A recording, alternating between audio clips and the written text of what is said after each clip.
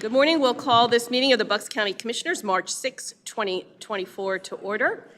Good morning, and we have a lot of social workers with yellow ribbons on today, but we will ask one of them, Desiree Mullen, to lead us in the Pledge of Allegiance, please. I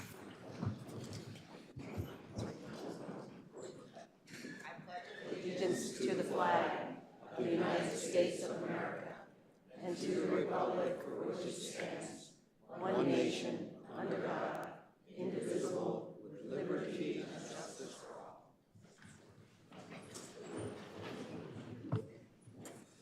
Thank you, and we will begin today with Consumer Protection Week, and Commissioner Harvey has that proclamation. Thank you very much. Whereas the efforts of the federal government and social activists to protect American consumers from dangerous products and unscrupulous manufacturers stretches back to the beginning of the 20th century. And whereas in 1914, under President Woodrow Wilson, the Federal Trade Commission was established in an effort to protect consumers and, in turn, help the United States economy run smoothly, safely, and fairly for businesses, consumers, and investors. And whereas consumer protection consists of laws and organizations designed to ensure the rights of consumers as well as fair trade competition and the free flow of truthful information in the marketplace. And whereas in keeping with the laws established, the Bucks County Consumer Protection Department exists to protect the rights of consumers by providing valuable information about the laws that govern how businesses conduct themselves. And whereas advocating for consumer rights and guiding them toward solutions to difficult situations is the specialty of the county's Consumer Protection Department, now therefore do we, the Bucks County Board of Commissioners, hereby proclaim March 3rd to the 9th, 2024, as Consumer Protection Week throughout the County of Bucks. In doing so, we commend the Office of Consumer Protection and consumer advocates everywhere for their fine work in maintaining a fair and honest marketplace for all. Thank you. And we have Mike Bannon, our Director of Consumer Protection. Good morning, everybody. Thank you for having me, and thank you, Commissioners, for the honor of declaring this week Consumer Protection Week in Bucks County. The Consumer Protection Department basically exists to help residents of Bucks County deal with difficult problems. We cover a gamut of things that affect residents on a regular basis, from purchasing automobiles, landlord-tenant complaints, all sorts of things. If you're buying warranties or on refrigerators, all those things we can help folks with. We encourage residents to call us, and we can help guide you through the process or figure out the best way to fix a problem. We also deal occasionally with fraudulent activity. The really good news here is that we've got a lot of really good businesses that operate on the up and up in Bucks County and do great work.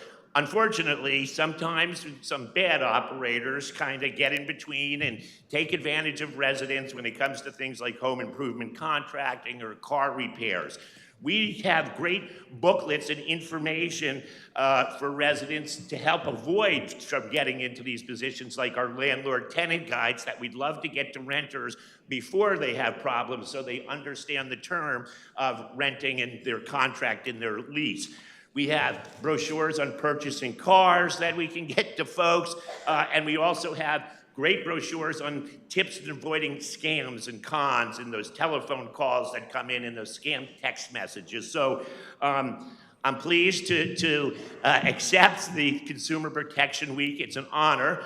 Thank you for giving us the chance in Bucks County to do this job with the residents. I have to thank the staff, which is Sally Carr. Where's Sally? Sally, there you go. Linda Vuno and Sally Carr, who do fantastic work. They do really the heart of the team. And Tom Rorvik, who couldn't be here today, do a lot of work. Without them, we wouldn't be able to do too many things out there. But thank you very much for the honor. We do appreciate it, and we're going to get out there and do more good work. Thank you.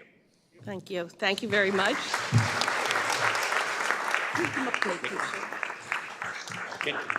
Special thanks, Mike. I know in my office we always say when there's a problem, we're going to call Officer Bannon and get you involved. And I know we're going to do social workers next, and you have one in your family, so that's how you learned all this. That's right. Thank you. It takes a village, as they say, Yes, right? it does. So it takes a village.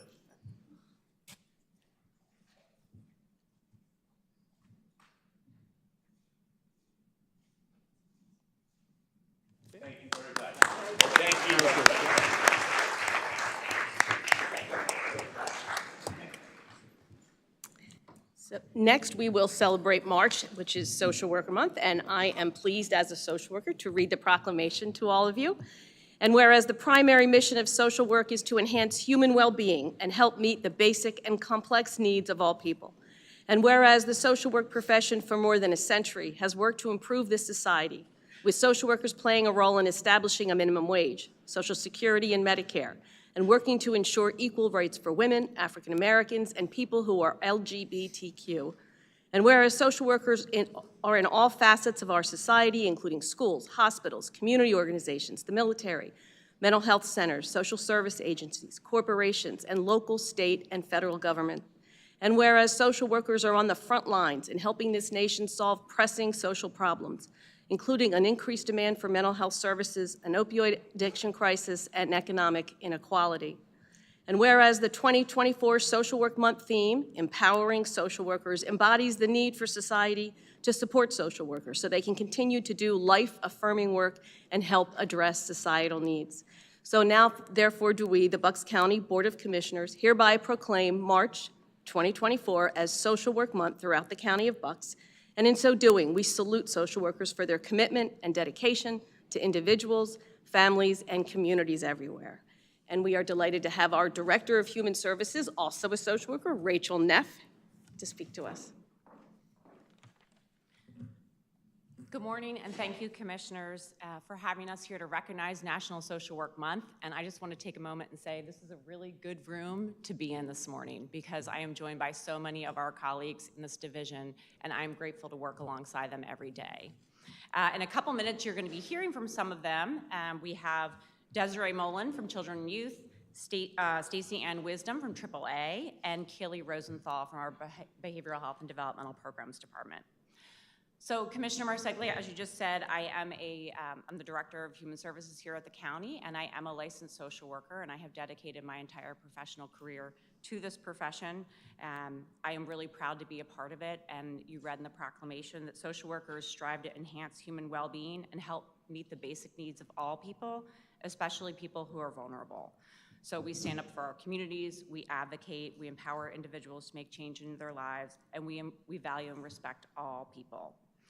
That said, I know that across this division, which happens to be over 375 staff and manages a budget of over $200 million, we have so many different disciplines here in our division. So we have individuals with degrees in psychology, sociology, criminal justice, we have licensed professional mental health counselors, and I think the common thread that unites us all is that we're all invested in saying we care about our communities, we want to show up, and we want to provide services to people that need them.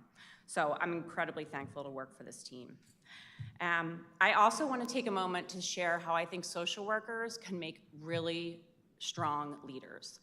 Commissioner Marseglia, when you stepped into the role of the Bucks County Commissioner Chair role in 2020, you hit the green light for this division to move forward with really some amazing programs and services for this community. And I think without that bold leadership, we would not be able to say these things today. We have the Bright Path Crisis Stabilization Center that is moving forward. It is a multi-million-dollar project that says to the community we care about mental health and we care about issues around substance use disorder. Our Human Services Hub opened its doors after being closed for way too long and has received thousands of inquiries since opening in 2021. We have moved out millions of dollars of American Rescue Plan Act funds to our nonprofits and our community providers that support kids, seniors, individuals, families.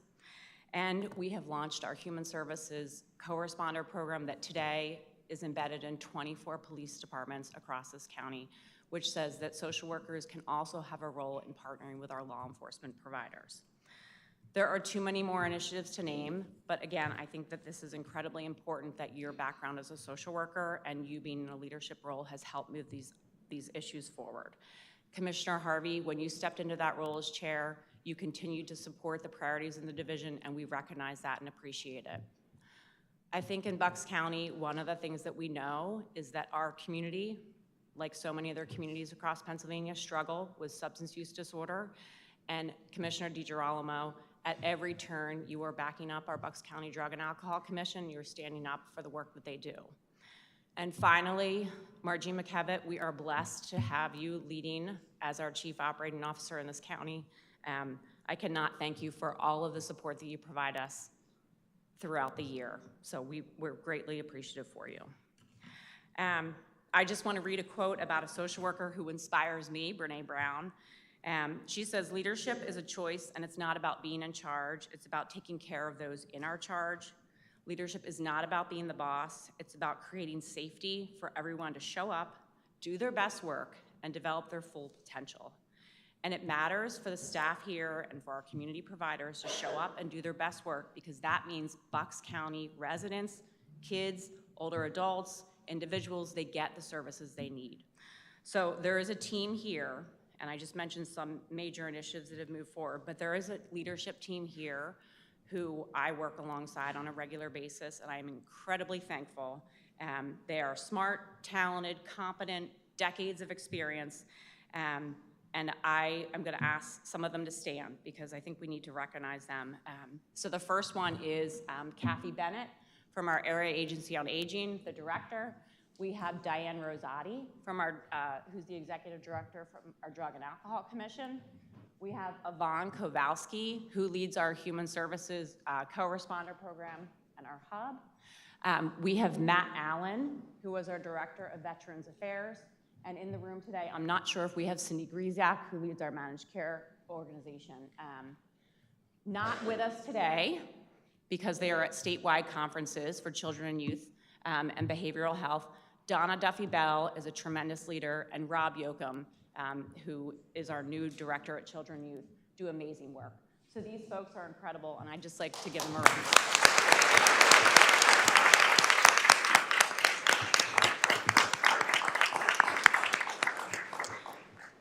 So you'll be hearing next from Desiree Mullen in Children and Youth, and she'll be followed by Stacey Ann Wisdom and then Keely Rosenthal in Behavioral Health and Developmental Programs. Again, thank you for taking the time to recognize what we do.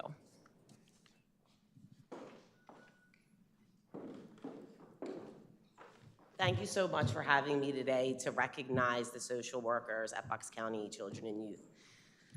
Child welfare social workers don't always share the same public image as other branches of social work. Child welfare work can have a stigma to it. Think about any of the movies you've seen where a child welfare social worker shows up, always in their bad polyester pantsuit, and then they proceed to be mean to everyone, especially children. So I'm delighted to be able to shine the light on the social work being done at Bucks County Children and Youth. Stepping into a family's ecosystem is a sacred thing that we hold very dear to ourselves at Bucks County Children and Youth. There's a cliche in social work that says we meet our clients where they're at. For child welfare workers, that's a literal statement.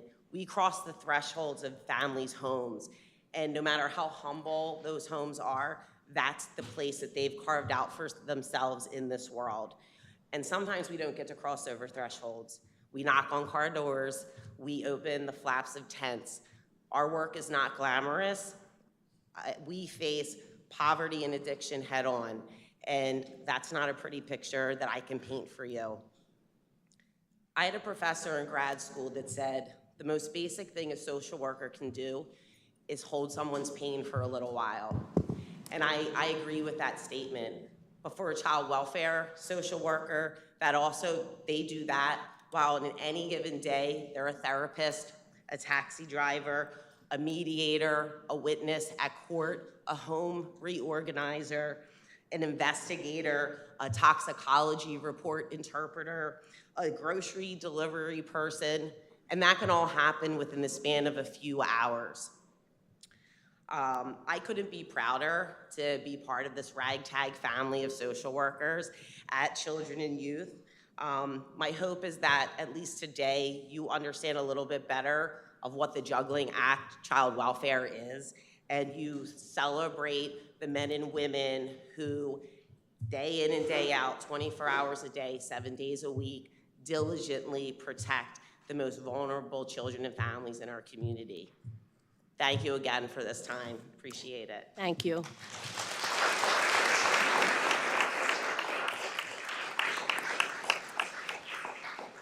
I will just add that Desiree stepped out last week when there was a family in great distress, and you were, as your boss said, a rock star, and thank you for doing that.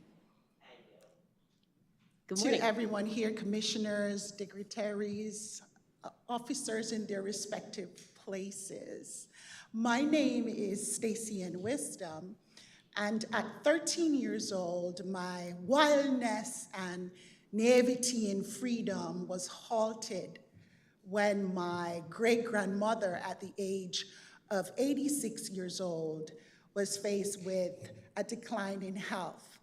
And I saw firsthand how my mom stepped in the gap and became a caregiver, stepped in the gap and became resilient, and advocated for her human dignity to receive the care that she needed.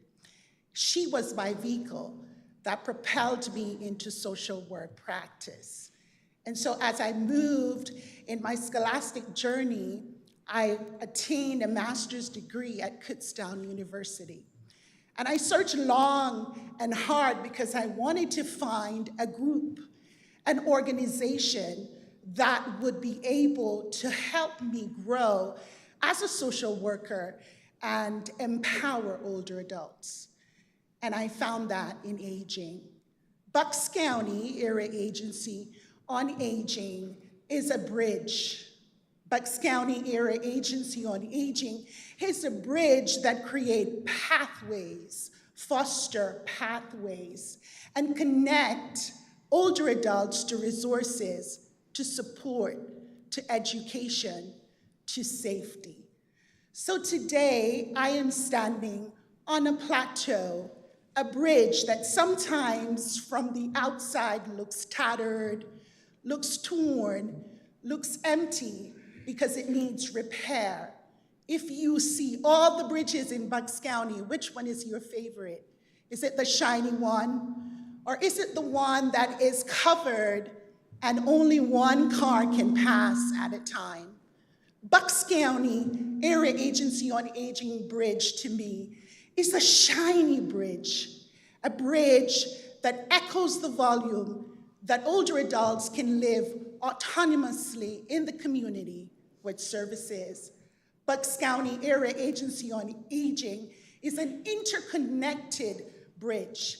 Access to my director, access to my deputy director, access to my supervisors, where we can be able to help a grandparent who's caring for a dependent spouse and a grandchild through the Caregivers Program, where we have a team who goes out and assess seniors to see if they're nursing facility clinically eligible or ineligible, or someone who just brings a food box to a senior who has a nutrition deficit. So when I hear about Bucks County, I am so humble and graceful to be a part of this organization. And I thank you that under the auspice of the Bucks County, that we are able to empower older adults. We are able to keep them safe from being victimized, safe from being abused. And so when life happens, which life will happen, call Aging, 267-880-5700. Thank you.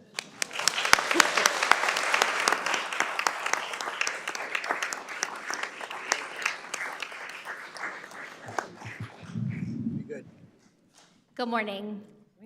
I got my dream job working for the county as a mental health delegate within the Behavioral Health Department in 2017. It was 9 years after completing my master's degree in social work.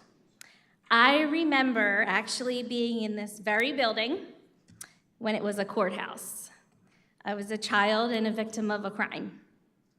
I remember having a social worker with me through NOVA, which is the Network of Victim Assistance, accompany me through the court process.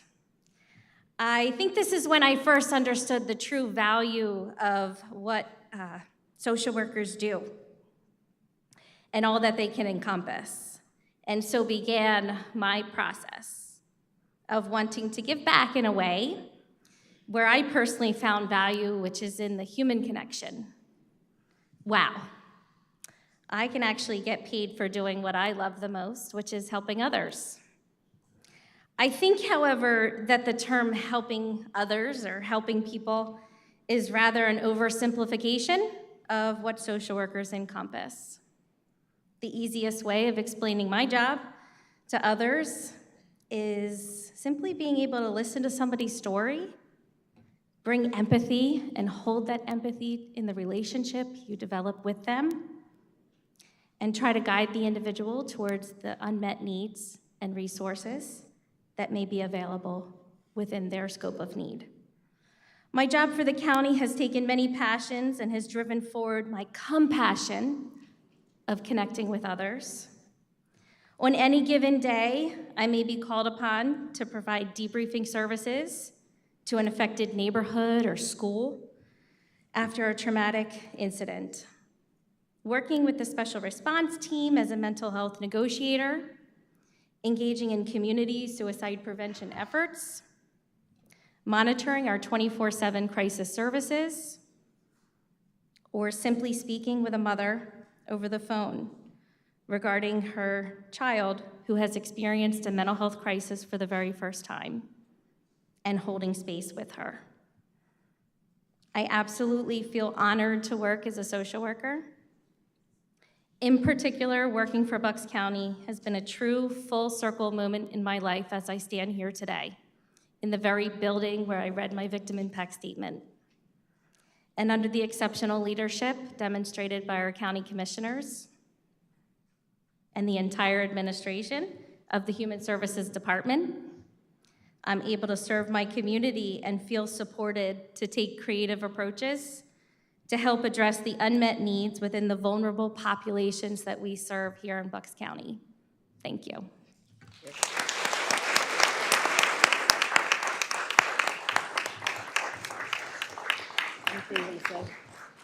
Thank you. I got through that without crying, so that was good. We'd love to take a picture with everybody. I didn't know if Commissioner Harvey or DiGirolamo had any final comments before we do that? I'm good. Thank you for all your good work. Thank you, but everybody can come up. We'll take a group picture.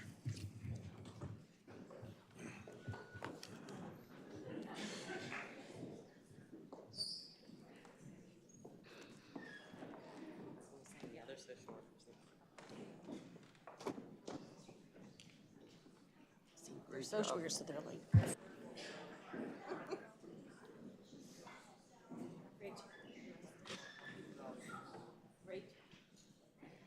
Good job.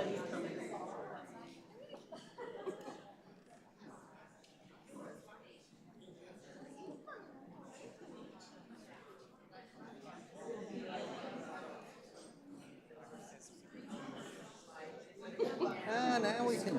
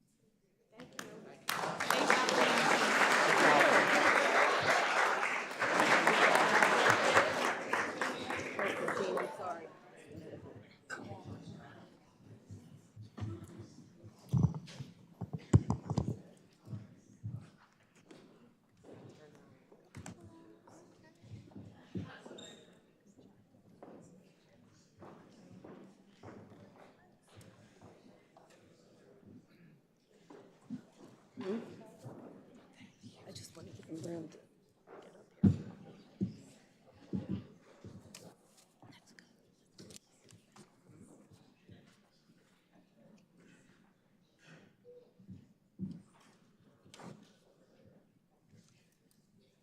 We will move on to public comment, and our first, You got, oh my goodness. And there you all are waiting for me, too. I'm really sorry. And finally, we have United for Alice, and we have P.J. O'Brien and United Way here, and Commissioner DiGirolamo has a proclamation today. Thank you. Good morning, everyone, and welcome. I have a proclamation. I'm going to read it. Whereas approximately 27% of Bucks County households earn above the federal poverty level, but are still one expected bill away from financial crisis.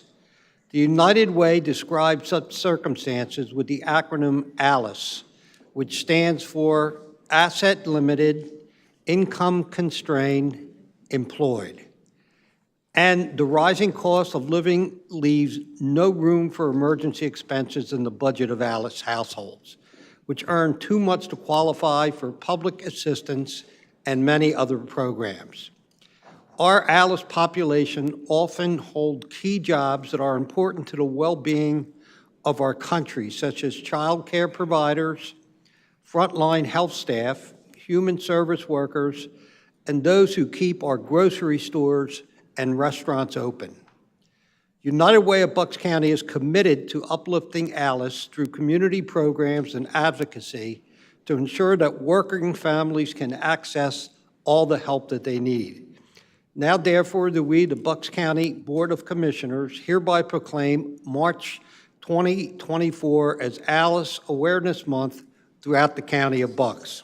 In so doing, we commend United Way of Bucks County for the work they do to improve the well-being of members of our community.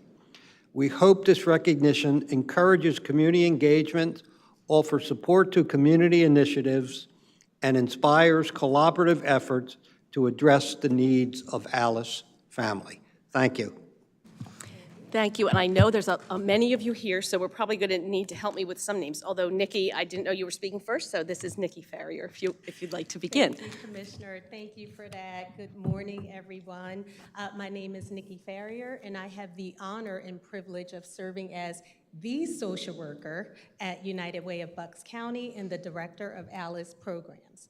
I am joined today, as you heard, by my colleagues, P.J. O'Brien, Director of Financial Stability Impact, our President and CEO, Marissa Christie, and our partners from Penn Community Bank, People's Security Bank, Univest, and QNB. Next slide.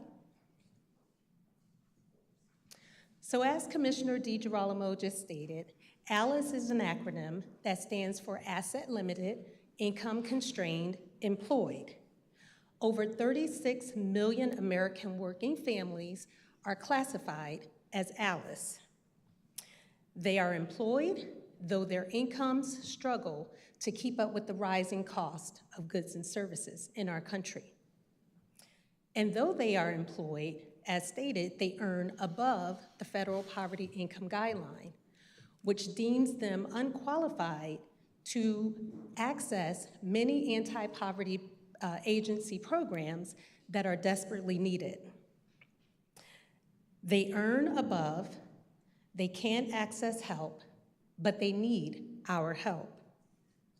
These families are one unexpected bill away from financial crisis. Next slide. So what you see before you is what we consider the 8 essentials of a household budget.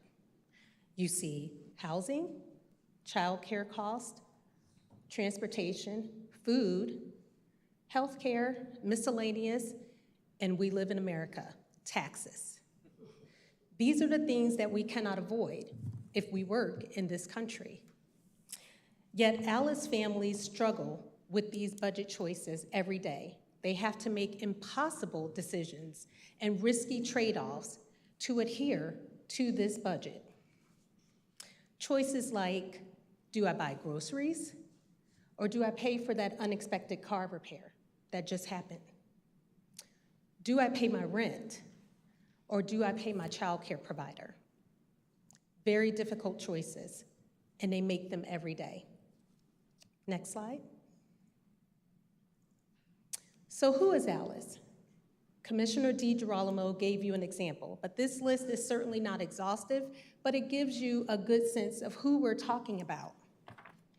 ALICE is our child care providers. If they can't get to work, we often can't get to work.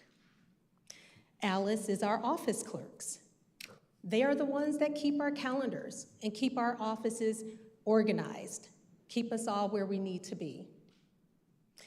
Alice is our cafeteria workers. They are the ones that make sure our children are fed daily at school. Alice is the workforce behind the workforce, and their financial vulnerability will have a rippling effect throughout our community. Thanks, Nikki. Next slide, please. So as Nikki proved to us, Alice can be found in just about every sector of our economy. But Alice also does not discriminate, with over 1 in 3 white families or households in this country living below the Alice threshold and struggling to keep up with the rising cost of living, and over half of Hispanic and Black families also struggling to do the same. Seniors and head of households under 25 years old, so our young adults, our young parents who are trying to strike out on their own without the assistance of their parents, also struggle the hardest under the Alice threshold, with over half of seniors and nearly 7 out of 10 of our under 25 head of households struggling every day. Those who get it the worst are our single parents, of course, our single fathers, over 56% fall below the Alice threshold, and unfortunately, our single mothers, 3 out of every 4 who are heads of the household struggle every day and are one unexpected bill away from financial crisis. Next slide, please. Just as Alice does not discriminate, it does not limit itself to municipal borders. All municipalities within Bucks County have an Alice population of at least 12%, with 17 of the municipalities, at least 4 out of 10 households living below the Alice threshold, and at least 5 who have over 50% of their households struggling every day. Often data doesn't always tell the true story, and I think that's true within Bucks County. Regularly, Bucks County is referred to as one of the more affluent counties across the state, which makes sense if you look at the data. We have a higher median household income than the state average, a higher labor force participation rate, nearly half the poverty rate as across the state. However, our Alice population equals the state average, which goes to show that Alice often struggles in the dark, and that's why we're trying to recognize them this month. Next slide, please. And this just shows that with the latest data after the latest census that we saw a downturn in Alice population prior to the pandemic, but of course, the unexpected difficulties that came from the pandemic brought that Alice population up, and we anticipate those numbers to continue to rise with the inflation of the past couple of years and the continuing rise in the cost of living, not just in Bucks County, but across the country. Next slide, please. And with that, I'd like to pass it along to our President and CEO, Marissa Christie. Thank you, PJ, and thank you so much to the commissioners for allowing us to speak today. Of course, data tells us some of the story, but data will never tell us all of the story. So over the next few weeks, what we are going to be doing is sharing some videos, specifically from Alice folks who live in our community. The series will be in the form of video testimonials explaining firsthand what some of the struggles and challenges are and what some of the solutions are. In the center there, you see Erica. Erica is a single mom. She lives in Lower Bucks County. She appears in one of the videos. Erica works full-time in emergency communications. She also works part-time in hospitality to make ends meet. But last year, she had a challenge. It caused her to be out of work for a short term on an unpaid leave, and she fell behind on her bills. Now, she got cleared to come back as soon as she could, but she couldn't catch up in time. She was struggling, and now her income was above the threshold to receive help from most services. That's when her pastor recommended that she contact United Way. Nikki assisted her through a program called United for Alice, and I'm not going to tell you all of the details of her story because it's her story to share. Instead, I hope that you will tune in with us throughout the month of March to hear directly from some of our Alice consumers and highlight the way folks can help. Next slide. I mentioned United for Alice, but there are a number of programs that we work on collaboratively with partners in Bucks County specifically to ensure access to support for Alice households. Our Help Center provides essential goods, bulk distribution, and resource navigation to help folks in need. Fresh Connect, a free mobile farmers market run along with our partners, provides weekly produce to folks who are Alice. Lift United, which is a collaboration with County of Bucks, Penn Community Bank, and Credit Counseling Center, ensures that folks can have access to transportation and a low-interest car loan. Various signature events provide assistance when it's needed throughout the year. Pre-K counts and private pre-K scholarships serve about 450 students countywide so that kids can enter our K-12 systems ready to learn and parents can get to work. And of course, United for Alice, which provides emergency, one-time financial assistance specifically for folks who may not have any other help. Next slide. So what can folks do to help Alice? There's a few things. Of course, giving is always deeply appreciated, whether that's monetary gifts or essentials to our help center, things like hygiene items, diapers, you name it. Between 30 and 50% of the folks we serve every single week are Alice and would struggle to get assistance elsewhere. Advocate. Programs are being proposed at both the state and federal levels that cast a lifeline for Alice. Statewide earned income tax credits, enhanced child tax credits, paid family and medical leave. And of course, there's always the opportunity to volunteer directly at our help center or with Fresh Connect. Be an ally and spread the word about Alice. And again, reach out to those elected officials because there are programs that can help. Next slide, please. So what we're asking this month, in addition to this acknowledgement, which we deeply appreciate, is for folks to stay connected. If you go to uwbucks.org/Alice Month, there's information, and we'll continue to update that throughout the month. You can also sign up to receive updates. Next slide. Before we conclude today, I want to make sure to take a moment to acknowledge the community banks that are here with us today. What we found is that our community banks truly stand with Alice. They understand, they invest, they put together solutions that can really support this community. And with that, I want to make sure that I acknowledge the partners in the room with us. Jean Vidoni, President and CEO of Penn Community Bank, who I will footnote and say that the second we started talking about Alice, understood exactly what we were talking about and the need. Bernard Tynes, Executive Vice President, Chief Experience and Impact Officer from Penn Community Bank. Rick Miller, SVP, People's Security Bank. Randy Beeman, Vice President and Relationship Manager, Commercial Banking at Univest. And Jeff Lahaki, EVP and Chief Financial Officer at QNB. I'll note that these partners have taken an extra step this month.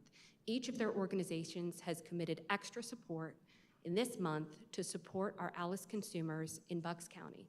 Because if Alice is not stable, we do not have a safe, healthy, and prosperous community for everyone. And with that, I want to thank you for your time today, Commissioners. Thank you.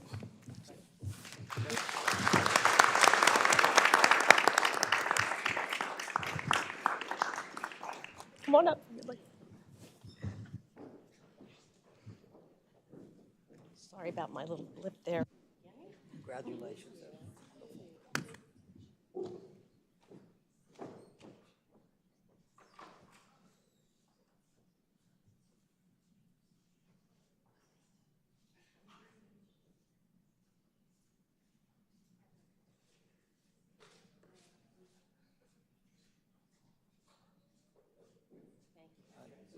Good job.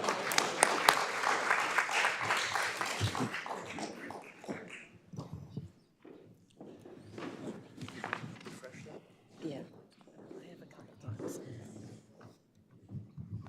Now we can move on to public comment. I apologize for that before. And we'll begin with Ed Mackhouse.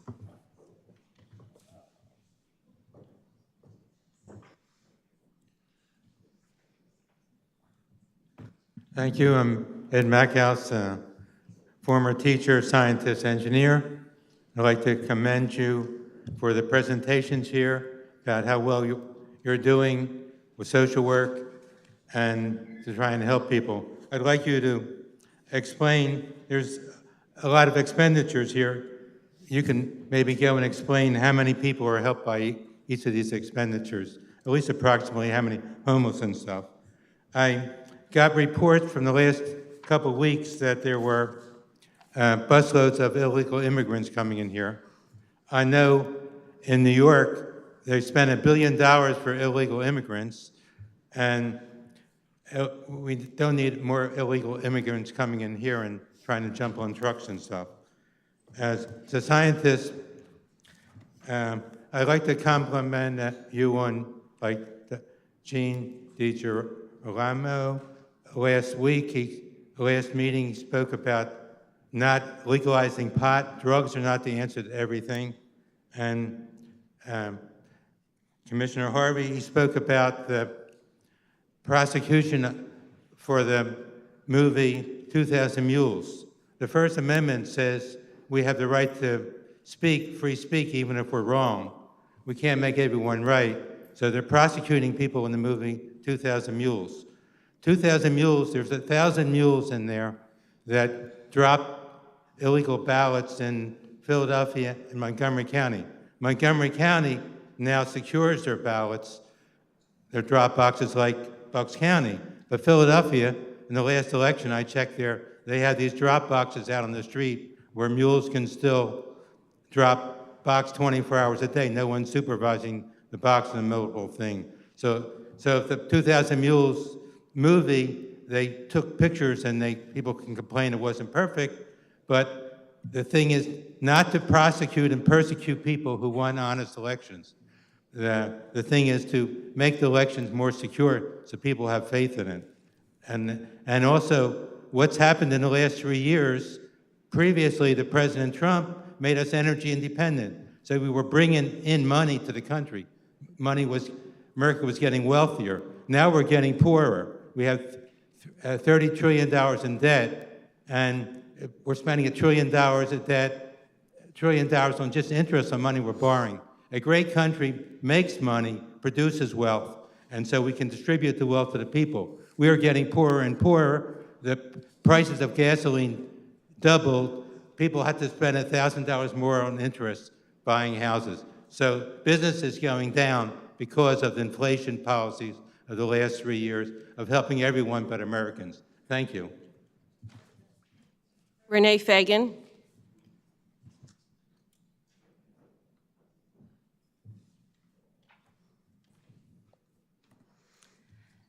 Hello, everybody. My name is Renee Fagan, and I am a resident of Bucks County. I come here today in hopes you will take into consideration a proactive step in securing our elections, which will not only help Governor Shapiro's Election Task Force and the National Guard Cyber Unit, it will save Bucks County and its taxpayers time, energy, and money. I propose the Board of Elections add a checkbox section to our ballots that would indicate that the ballot is to be hand-counted only and not recorded by the tabulation machines.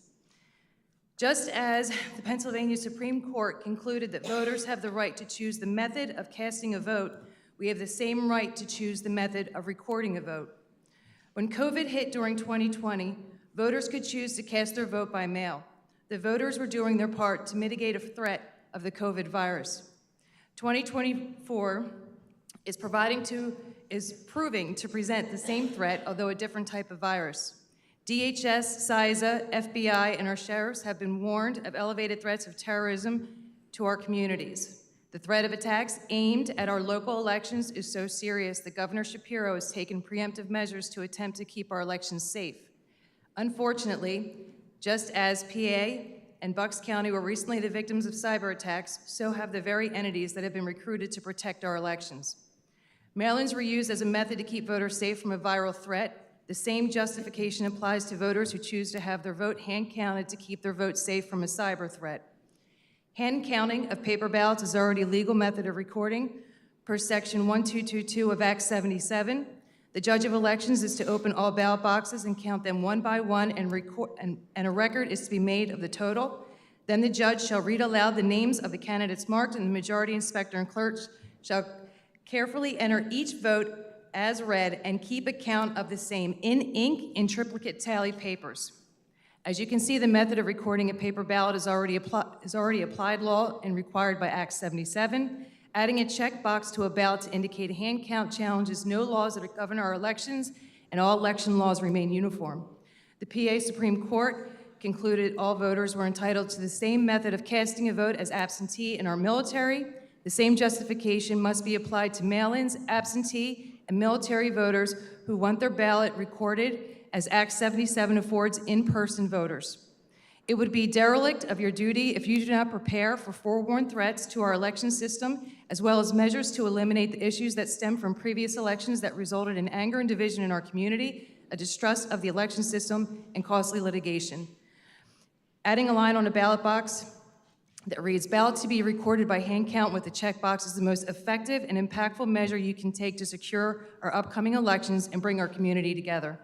For those watching online who want to have the option to have this vote, to have your vote counted by hand. Thank you. Beth Curcio? Is Beth here? Beth Curcio here?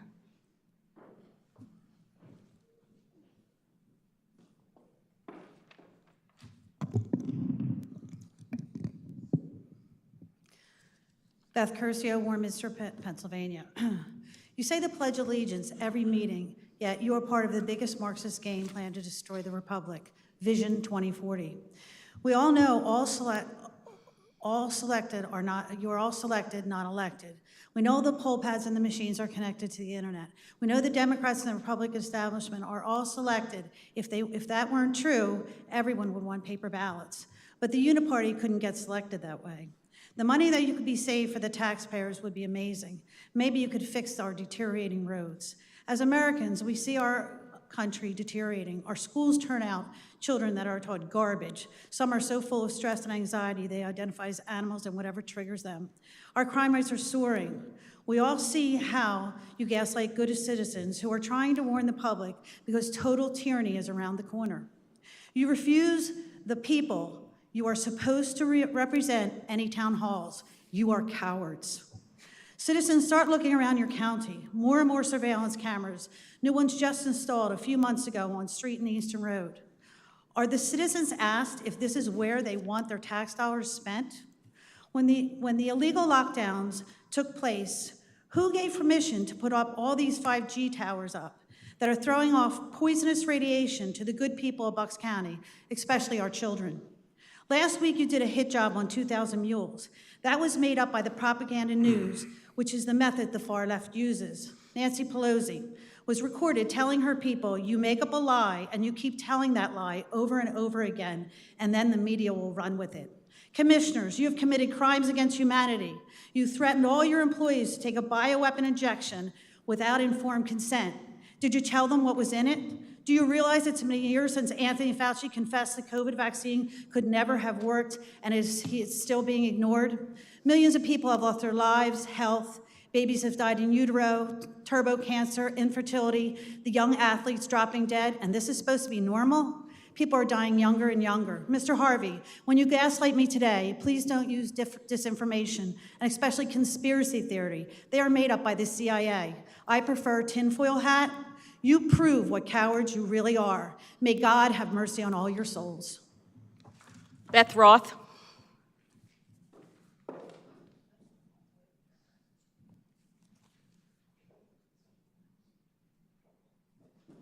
Good morning. Good morning. Beth Roth, Bedminster Township. I want to thank you, Madam Chairman, for giving me the opportunity at our last meeting to email you and address our sources for our information. And I thought about that, and I thought, you know what, it doesn't really matter what our sources are. We've got the he said, she said stuff going on. That's in the past, and we can't change that. All we can do is keep working towards moving forward. So you mentioned Act 77, and you mentioned that it was the law. You said that it was a bipartisan product that was signed by the governor, and it is now the law. And I thought, you know what, I don't know what Act 77 says. So I read it. And I came across a section that I just want to bring to your attention. And it goes, it's section 1308, canvassing of official absentee ballots and mailboxes, mail-in ballots, sorry. Article 13D, the Board of Elections shall safely keep the ballots sealed or locked. Let me back up. These are the ballots that are coming into Central Tab. They should keep the same ballots in a sealed or locked container until they distribute the same to the appropriate local election districts in a manner prescribed by the Secretary of the Commonwealth. Each as provided in Section 1302, the County Board of Elections shall then distribute the absentee ballots unopened to the absentee voter's respective election district, concurrent with the distribution of other election supplies. Absentee ballots shall be canvassed immediately and continuously without interruption until completed after the close of the polls on the day of the election in each election district. The results of the canvass of the absentee ballots shall then be included in and returned to the county board with the returns of the scanned ballots. Part B, watchers shall be permitted to be present when the declaration envelopes containing the official absentee ballots and mail-in ballots are opened and when such ballots are counted and recorded. In all election districts in which electronic voting systems, I'm going to stop right there. I'm kind of reading you the highlights, but I'm sure that there is somewhere, some statute or article or section somewhere wherein Bucks County has decided that they're not going to return those mail-in and absentee ballots to the local precincts for counting. I can't find it. I don't know where it is. Please tell me. Thank you. Andy Warren?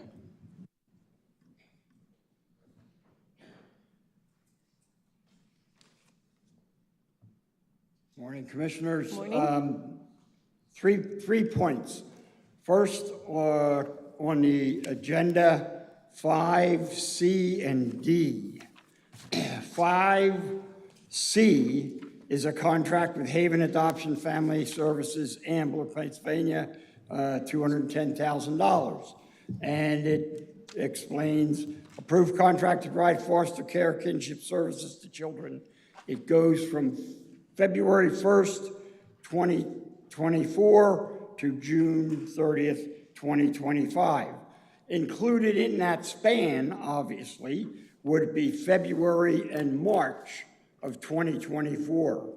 And the item D, again, with Haven Adoptions Incorporated, Ambler, 190,000 says exactly the same thing as above, but this one goes from July 1st, 23 to March 31st of 24.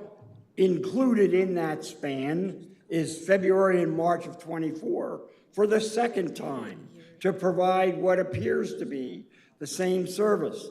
Are we being double billed by these two contracts? If someone could explain that, it'd be helpful. Secondly, the other day I was watching television. In the course of the news conference, they talked about sanctuary cities throughout the United States, and they listed sanctuary cities by state. You can imagine, well, maybe you can't imagine. I was shocked when under Pennsylvania, the third or fourth listed sanctuary city is Bucks County, Pennsylvania. My question to you, are we a sanctuary city? Why would that national television network advertise us along with a list of 100 sanctuary cities if we are not one? Could someone please explain that? And finally, Sunday's Inquirer. We have parrots at home. We use this to the bottom of the cage. It's good for that. There's an article in here about Montgomery County. We do a lot of work with Montgomery County. This one talks about how their Board of Election Commissioner is going around chasing down with county employees incorrect ballots. Please do not join that wacko idea, and to show them how wacko it is. Of all the states that he talks about to emulate, you believe it's Colorado? Thank you. For anything with voting? Ruth Mitchner?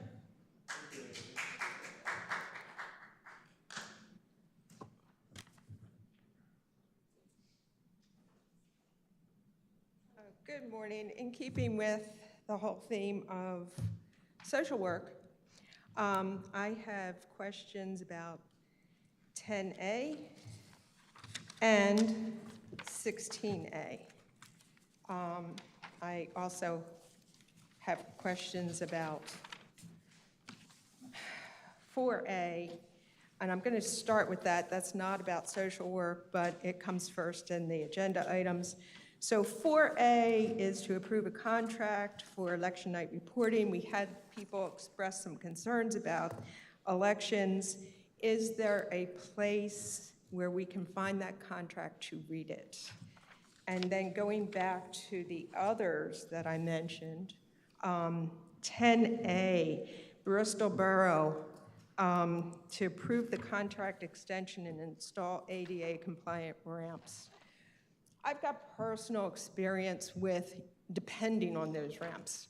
For a year, I was a caretaker for my husband who had a brain tumor, and I wheeled him around in a wheelchair. And I appreciate the curbs, but it is so frustrating to get across the street using an ADA ramp, go up an ADA ramp, and then have no place to go. It makes no sense. It's a waste of money to put an ADA ramp where there's no sidewalk adjoining it. Or, more sneaky, is a sidewalk that goes for a certain amount and then ends in nowhere. Absolutely nowhere. My husband was in the wheelchair. I pushed him, so I could walk over to the button to change the light.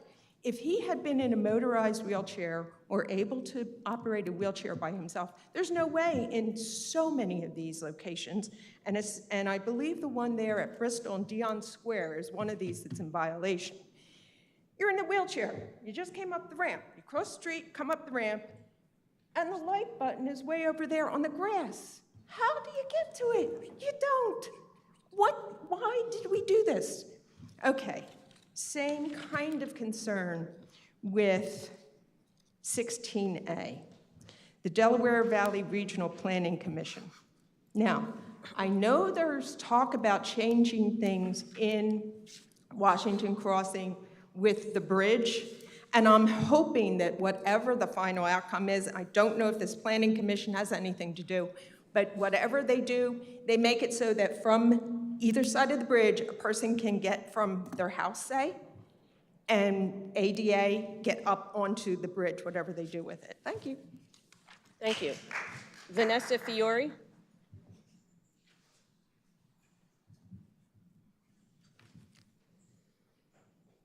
Good afternoon, or good morning still, I guess. Thank you for having me.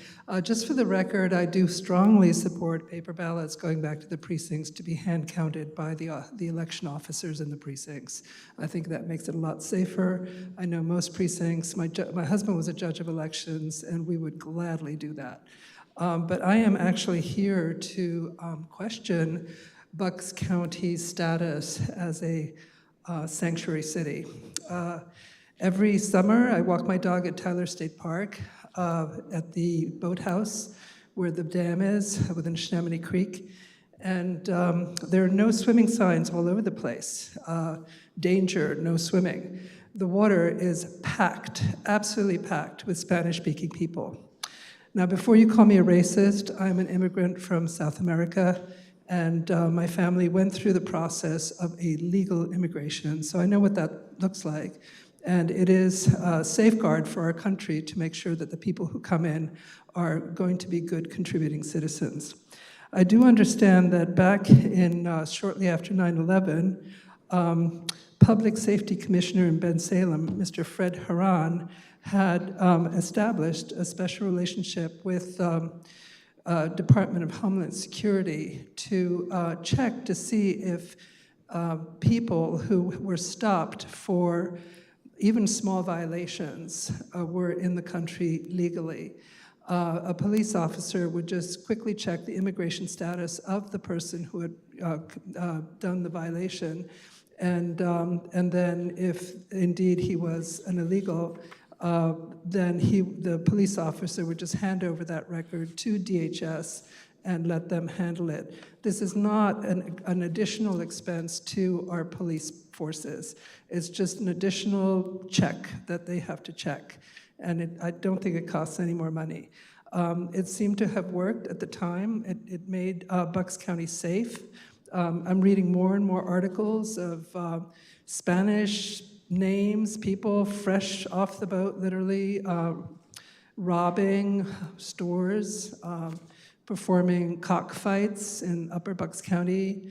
And we just see more and more articles of crime being committed by these people. And I'm just wondering if the type of program that Mr. Haran had effectuated in Bensalem County can't also be effectuated in all of Bucks County.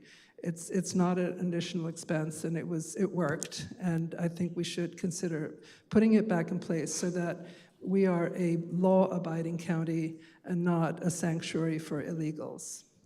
Thank you. Thank you. Okay, I think we will take on this whole sanctuary city issue first, and we have several people that I'd like to speak on that, and that includes our attorney, Dave Kratz, and most important, our district attorney, who will be able to address this. I also want to say that I was on the Board of Commissioners with Charlie Martin and Rob Lockery in 2014 when we were declared a sanctuary city. That was a Republican board. That was news to all of us. None of us knew that happened. So it took a while to look into it, but there is a very conservative group out there called the Center for Immigration Studies. It's a self-started group. The Southern Poverty Law Center calls them a hate group. So they started this thing back in 2013-14, deciding that they were going to come up with this term, sanctuary cities. There is no such thing. We are not one. We didn't know about it. And I will quote Commissioner Martin from when that happened. He said, "It's not considered one by us. They're trying to make us look bad. The fact is, we have adopted a policy that we don't keep people indefinitely."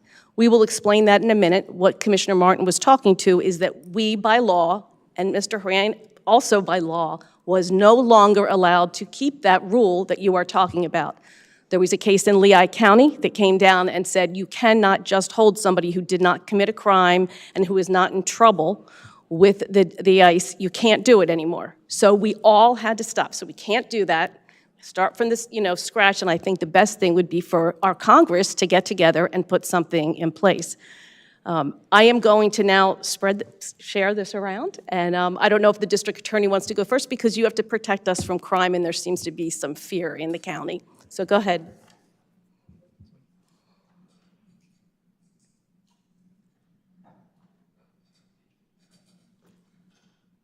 Good morning, Jen Shorn, District Attorney in Bucks County. Just echoing what you said, Commissioner, we're not a sanctuary city. I can assure the community and the public, should an individual commit a crime and they are not here legally in this country, they would be subject to an ICE detainer. The mechanism for that is that they would then be detained and forthwith would go to a detention facility, specifically as it relates to individuals who are here illegally. That has been the case. We will continue to prosecute all crimes, and obviously if someone commits a crime that's not here in this country legally, they will face the punitive measures for the crime they committed here, but also subject to deportation if it otherwise is determined to be qualified pursuant to ICE. Thank you, and I'd like to turn this over to Dave Kratz, who is the director of our correction facility, where anybody who would be brought in before and now, subject to ICE, and you can explain kind of everything from fingerprints to the whole thing. Thank you, Commissioner.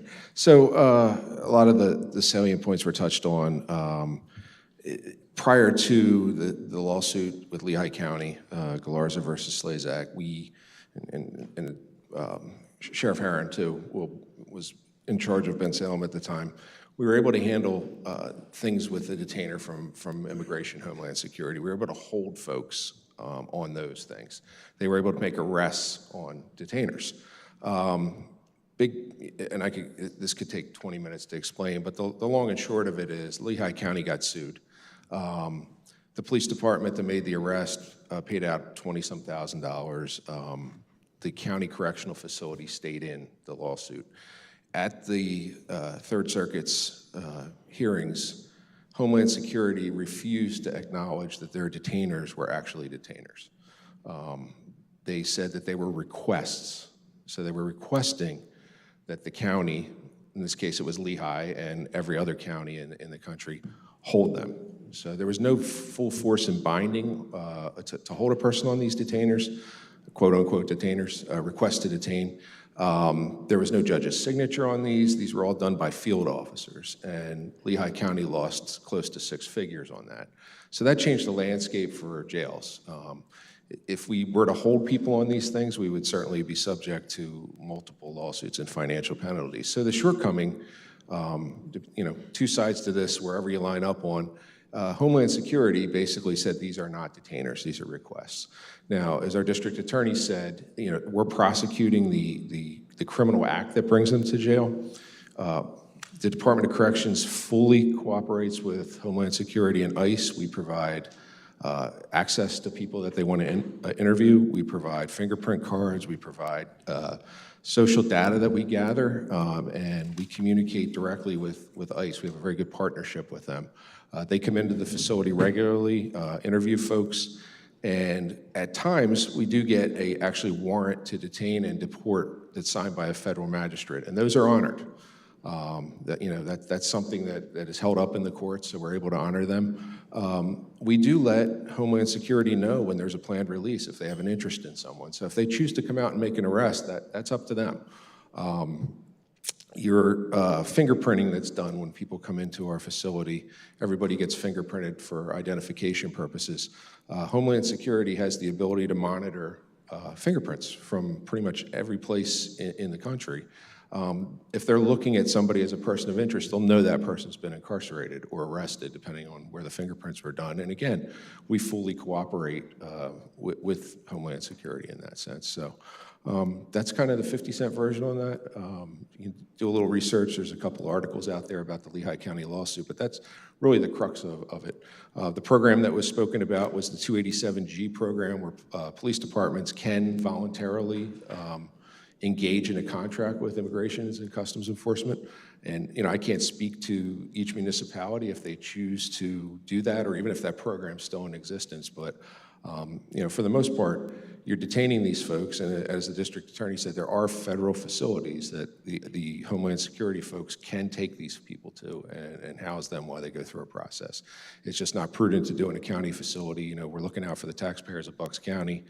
A couple of $100,000 lawsuits because, again, these detainers are not detainers, and that was what Homeland Security determined at the time. So, hope that helps.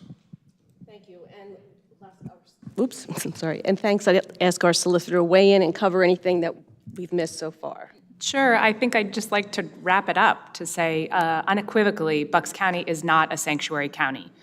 Both this administration and the prior administration fully cooperate with all federal immigration authorities, and that includes both a judge-ordered detainer, in which case we would hold somebody until they were picked up by federal authorities, but then also when there is a request for a detainer, as Director Kratz indicated, then those folks are held temporarily until somebody can come and pick them up from a federal agency. So those requests for detainer are really about communicating with federal agencies, which the county does. Of course, the county doesn't have control over what third parties label the county as, and so that recent news program was in response to a website that has not only Bucks County, but many counties listed as sanctuary counties. Unfortunately, we don't have control over that, but that doesn't change the facts here, which is the current policy of this administration, the prior policies of the prior administration that received the same label have never changed, that we are not a sanctuary county. Thank you. Nope. Last thing that I would say on that issue is just that this apparently got onto one. The last thing I'll say on that is that it got onto one television network. That's always a concern. If it's not on multiple, it may not be true, and obviously here it is again not true. Just on to some of the questions. There was questions about the election. I'm going to ask Ms. Gail if there's anything that you wanted to add before I say anything. I guess we should say that Act 77, can you clarify? It does not say that we should be sending back all the ballots, absentee ballots, or the mail-in ballots back to the precincts. If we did, it could be, and this year, upwards of 100,000 that we would truck from here. 60 probably, or 70. Yeah, 170,000 we would dangerously put back into trucks and send somewhere for people to count. Am I accurate on that? Yeah. Anything else that you would add on that? Anything from the solicitor? I would like to weigh in just briefly on that, just to add some information, which is you may or may not be aware that there's currently a lawsuit, Zimmerman and Rapp, perhaps, that's against all the counties in the Commonwealth, seeking that exact issue of whether or not these ballots can be returned to the precincts. And although Act 77 is new, the issue is not. The Pennsylvania Supreme Court actually addressed the issue in 1968. The case is In Re Canvass of absentee ballots of 1967 general election, and the site for that is 245A 2nd 258, if that's helpful. Thank you. Quickly on children and youth, and I don't know if Mr. Boscola can help at all, but this is a name change. Okay, you can. This is a name change as well as, back contracts when the state pays us late, which you know about. Okay. Yeah, it's. Oh, Rachel's here. Okay. I don't think you need a microphone.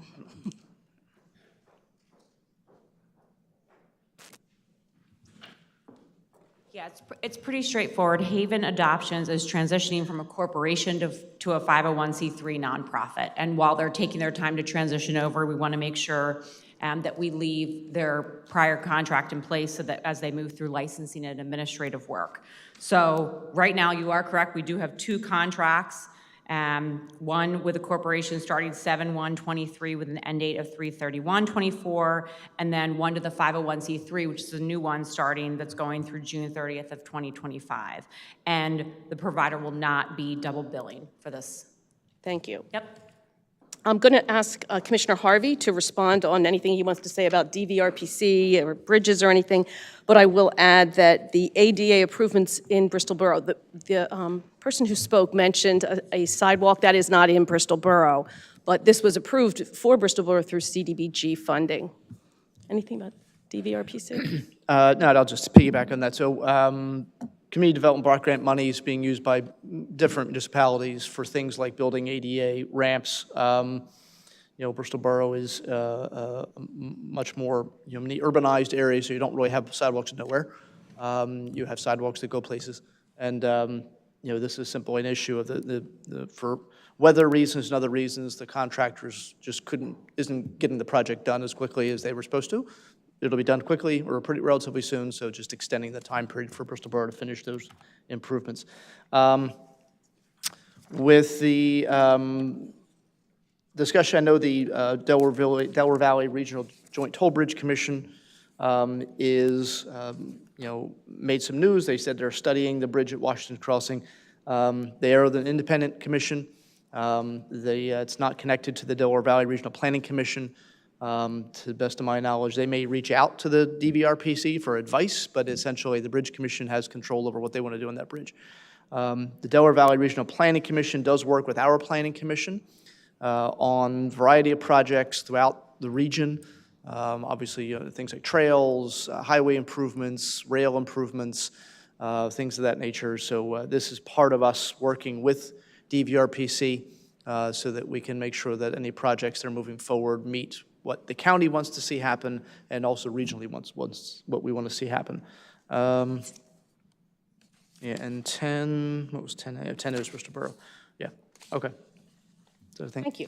Okay, if there's no other questions from the commissioners, I would entertain a motion from the consent agenda to approve the minutes of the February 2024 meeting, as well as items 1 through 17. So moved. Is there a second? All in favor? Aye. Moving to the regular agenda, we are approving a county sponsorship policy to govern the acceptance of funds for county programs, events, and capital improvement projects from third parties. Ms. McKevitt, did you want to speak on this? Just a couple things, if I could. So from time to time, the county departments are either approached or seeking sponsorship opportunities from third-party entities. It could be for the golf outing that benefits the county residents in the nursing home or the veterans community. It could also be for playground equipment, benches in the parks system, which is how we got to developing this sponsorship policy. Through the efforts of Angie Nagel, our Director of Parks and Recreation, and Amy Fitzpatrick from our Law Department, we're requesting that commissioners consider adoption of the countywide sponsorship policy that will govern the acceptance of funds for county programs, events, and capital improvement projects from third parties in a manner that's consistent with our other county existing policies. Perfect. Any questions? Did you want to speak to that at all? All right, thank you. Is there a motion to approve number 18? So moved. Is there a second? Second. All in favor? Aye. We have one budget adjustment today. Thank you, Commissioner. Before you for consideration is Adjustment 1 for 2024. This is related to item 15A that the board just approved on the consent agenda. This would recognize the revenue and allow for the purchase of that property. Any questions for Mr. Buscola? Is there a motion to approve? So moved. Second. All in favor? Aye. Aye. Motion to approve the commissioners' list for personnel actions? So moved. Second. All in favor? Aye. Aye. We'll do board appointments. Commissioner Harvey, do you want to cite them? Sure. For the Bucks County Agricultural Land Preservation Board, we have 3 reappointments. All these terms will end February 22nd, 2027. Mr. James Nelson, Mr. Martin Schaefer, Mr. William Yerkes III. Make a motion for reappointment of those, and also for the Bucks County Children and Youth Advisory Board, a 3-year term reappointment, term ending March 1st, 2027. Ms. Elizabeth Montanari. Second. All in favor? Aye. Other civics, we have several here today. The Charles Kane Emergency Fund for $1,800, the Delaware Valley Vietnam Veterans for $1,000, Gilda's Club for $4,250, Nova, the Network of Victim Assistance for $16,500, the Peace Valley Holistic Center for $3,000, SCORE for $2,800, and the Washington Crossing Council Boy Scouts of America for $4,000. Is there a motion to approve 1, 2, 3, 4, 5, 7? So moved. Okay. Second. All in favor? Aye. Aye. Chief Operating Officer's report. A couple things to announce. We know spring's on the way when the Household Hazardous Waste Program issues its dates for the program. The first event is April 6th. It's 8:30 to 2 o'clock at the Bucks County Community College Newtown campus. And you can find the list of events on the county's website underneath the Planning Commission.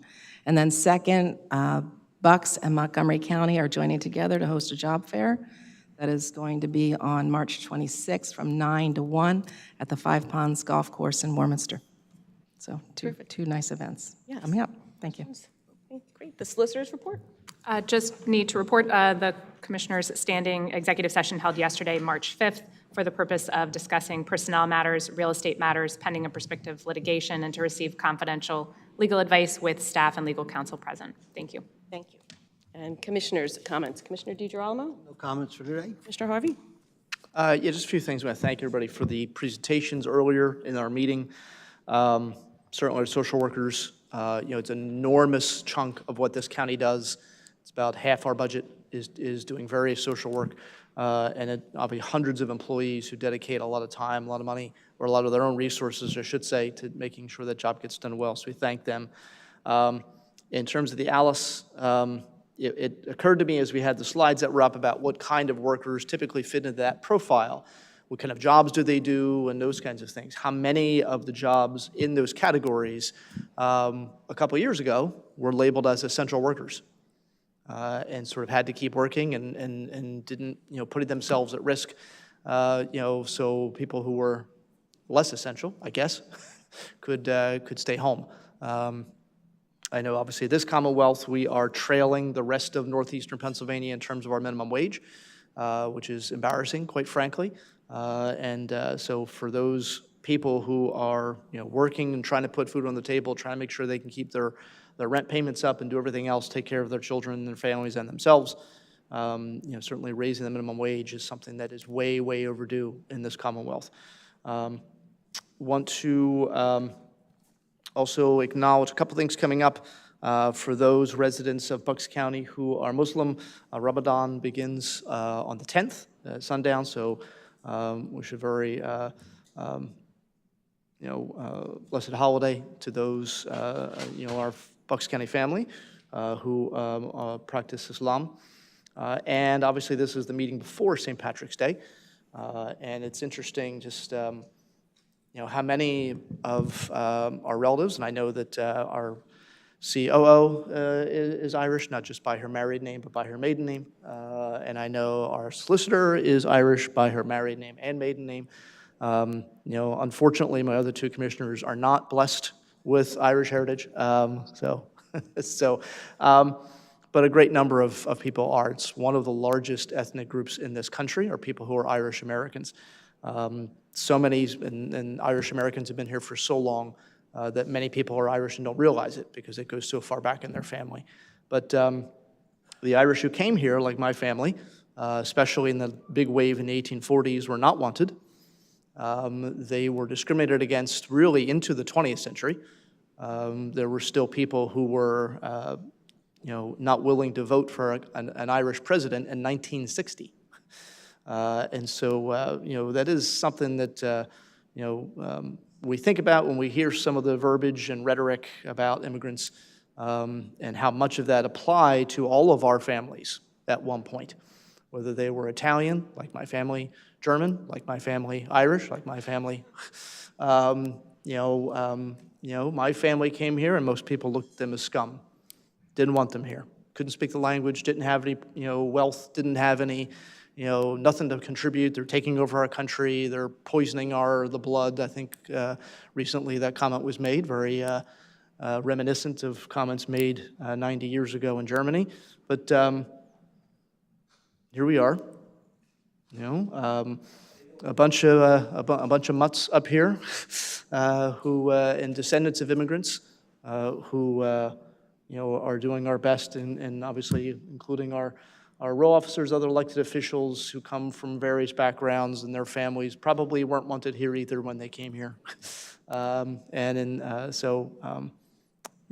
those who, when we think about St. Patrick's Day, I always think about that family. My family who came here from various parts of Ireland, looking for freedom, looking for a better life, looking for a way to practice their religion, in some cases, or just trying to survive. They are no different than the immigrants who come here now, except that they're white. That's the difference.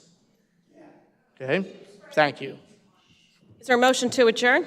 So moved. Is there a second? We're adjourned.